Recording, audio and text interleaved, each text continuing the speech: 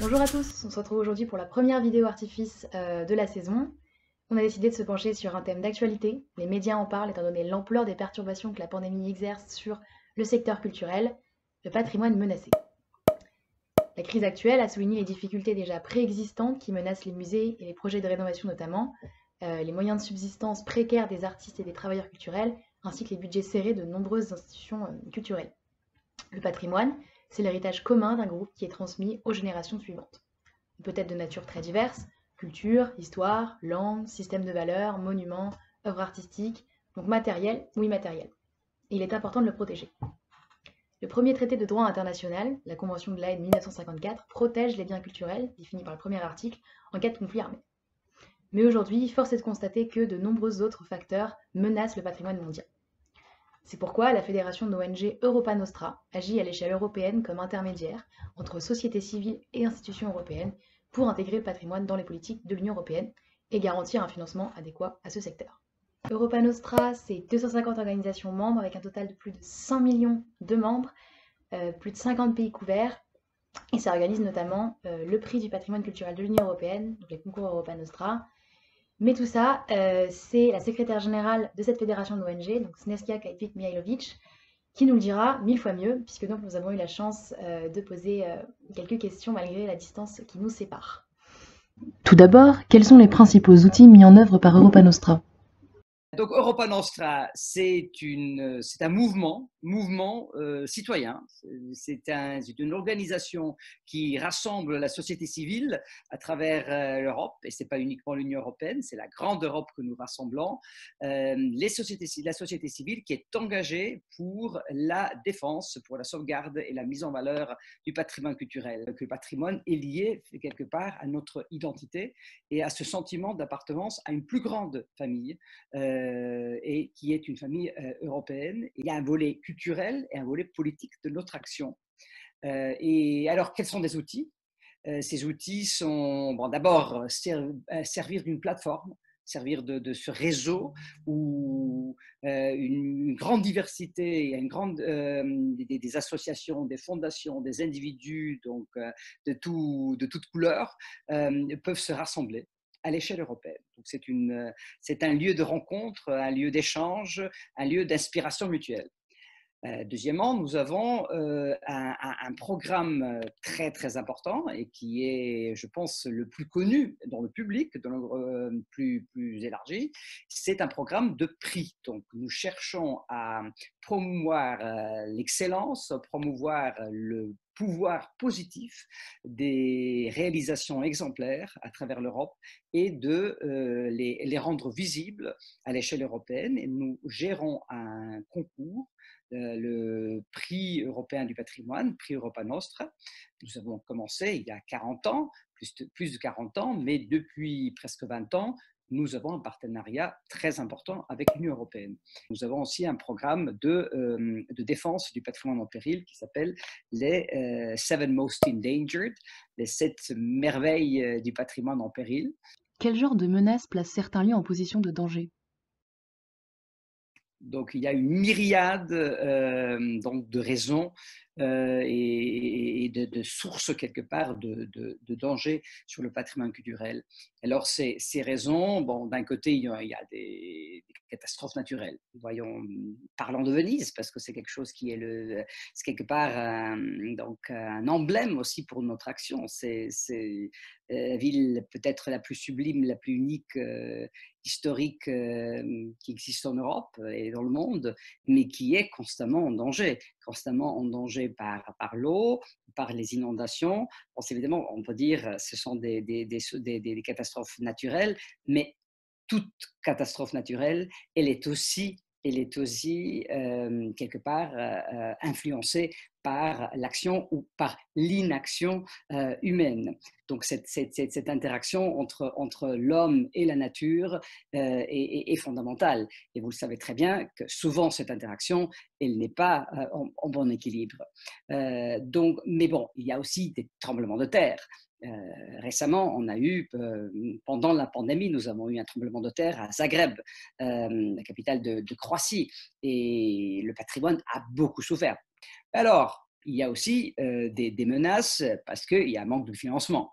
Il y a encore une raison de plus en plus grande, hélas, c'est ces développements qui est non durable. C'est un développement donc qui cherche le profit à court terme et qui ne cherche pas à respecter, le patrimoine comme une ressource non renouvelable, parce qu'une fois qu'on on l'a perdu pour toujours. D'où, encore une fois, la nécessité de se mobiliser et d'avoir une forte voix européenne de société civile pour ne pas permettre cela.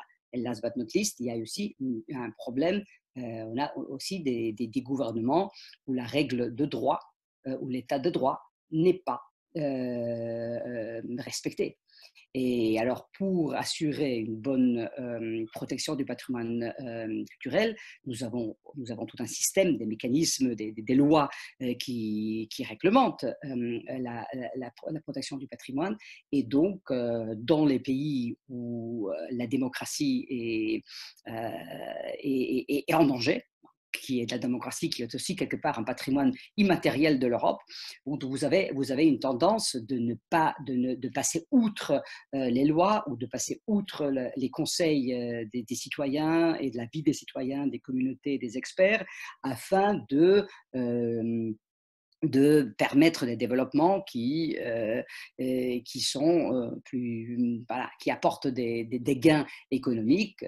Juillet dernier, une lettre ouverte signée par 300 universitaires de la culture ottomane et byzantine est publiée, sur le statut muséal de la basilique Sainte-Sophie à Istanbul, minée par les autorités turques. Ces dernières privilégient la fonction de culte de ce monument, au détriment de sa conservation et d'une visibilité à la hauteur de sa signification historique. Quelles sont les difficultés de la bonne administration d'un lieu dont le monopole de la fonction est attribué aux autorités locales? La question de l'Hagia Sophia, de la Sainte-Sophie à Istanbul, et ça, qui a bénéficié du statut d'un musée depuis les années 30 du siècle dernier. Et donc, on est en 2020. Qui aurait pensé que le développement politique en Turquie irait dans le sens que le président de Turquie déciderait de revenir en arrière et de nouveau transformer Sainte-Sophie en mosquée. Je dis bien de nouveau, parce que, comme vous le savez, Sainte-Sophie, la plus grande, le plus grand lieu de culte Byzance et donc du monde orthodoxe chrétien qui au XVe siècle est devenu une mosquée. Donc c'est quelque part une provocation, c'est vouloir approfondir déjà des relations qui sont déjà très tendues entre le monde islamique et la Turquie et le reste du monde qui est notamment le monde chrétien et notamment la Grèce et les pays plutôt les pays qui sont orthodoxes. Donc là, c'est pas tellement la question, il y a un problème de la gestion des autorités locales, parce que là, la question de Sainte-Sophie, c'est donc on a transféré la gestion de la Sainte-Sophie qui était dans les mains d'un ministère de la Culture, parce que c'était, tout en étant pendant de longues années de son existence, c'était à la fois lieu de culte chrétien et lieu de culte musulman. C'est pour cette raison-là qu'à un moment donné, le gouvernement séculaire de Turquie a décidé de le transformer en musée. Nous voyons une certaine régression et nous voyons une certaine tendance à vouloir aller en arrière et ranimer quelque part justement ce conflit entre les différentes religions et la division entre les religions. Il ne suffit pas que la communauté internationale lance les appels. C'est très important que au sein de la Turquie elle-même, il y a une mobilisation de la société civile et des experts qui donc essayent de donc faire pression sur les autorités dans leur pays. Alors, il y a des modèles politiques où la voix de la société civile compte, et quand vous avez une mobilisation qui a existé dans ce cas-là, en faisant l'appel, ne le faites pas. Gardez la Sainte-Sophie comme musée pour toutes sortes de raisons valables. On écoute, mais il y a d'autres modèles politiques où c'est quand même où il y a, en raison du manque de démocratie, où cette voix n'est pas écoutée par ceux que finalement prennent leurs décisions. Selon le rapport Culture et Covid-19 publié en juillet dernier par l'UNESCO, 13% des musées pourraient ne jamais réouvrir. En quoi le rôle d'Europa Nostra est-il crucial dans la gestion de cette crise à ce niveau-là? Il y a une grave crise qui se pose parce que beaucoup de ces lieux, leur bonne gestion aussi dépend des ressources qui viennent aussi des visites. Il y a une capacité d'adaptation. Donc, forcément, nous maintenant, on se parle par Zoom. Le monde du patrimoine et les musées, le monde de la culture a aussi fait un maximum pour faire un peu une sorte de accélérer l'adaptation au digital, au monde digital, et d'exploiter au maximum la possibilité de communiquer avec un public peut-être même plus large, parce que là forcément vous touchez la planète entière si vous permettez l'accès à vos collections, à vos lieux à travers les différentes outils de communication digitale. Donc ça, c'est quelque chose qui à mon avis, c'est déjà un acquis. Donc en très peu de temps, il y avait une adaptation, et ça continuera. Et donc il y a nécessité aussi d'investir. Et alors, quel rôle nous jouons?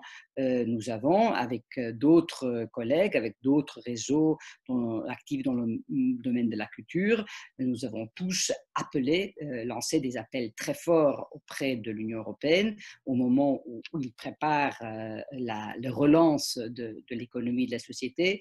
Et vous savez très bien qu'ils ont adopté un plan très ambitieux de relance. La France et le président Macron a joué un rôle très important avec la chancelière Merkel pour garder l'Europe unie et pour imaginer et donc approuver un plan de relance. Alors maintenant, le combat est qu'une bonne partie ou une partie suffisante de ce plan de relance et des moyens financiers disponibles soit aussi utilisés pour le domaine, pour aider le monde de la culture, le monde du patrimoine à s'en sortir, c'est-à-dire de s'adapter et de s'en sortir de cette crise. Et alors, la semaine dernière, il y avait le Parlement européen a voté une résolution avec un nombre de voix très très élevé pour cette résolution. Donc au moment où on parle de la relance, il ne faut pas oublier que le patrimoine peut apporter des réponses et des solutions, des éléments de solution à toute une série de défis. Ce n'est pas dans l'optique de Europe First, hein, c'est plutôt dans l'optique de l'Europe comme un pont et comme une force de dialogue, des valeurs de multilatéralisme dans le monde qui est tellement important. Donc on revient encore une fois, le culturel et le politique c'est pas facile, et il faut pas les séparer, et plutôt il faut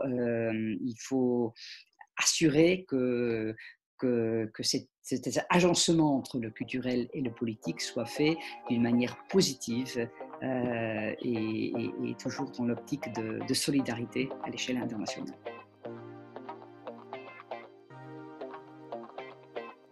Merci d'avoir regardé cette vidéo, on espère que ça t'aura inspiré. Si tu veux même pousser le truc jusqu'au bout, sache que tu peux t'engager comme bénévole chez Europa Nostra, on mettra les infos dans la description.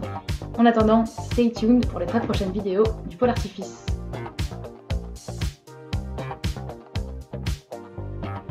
Yeah, they've got it.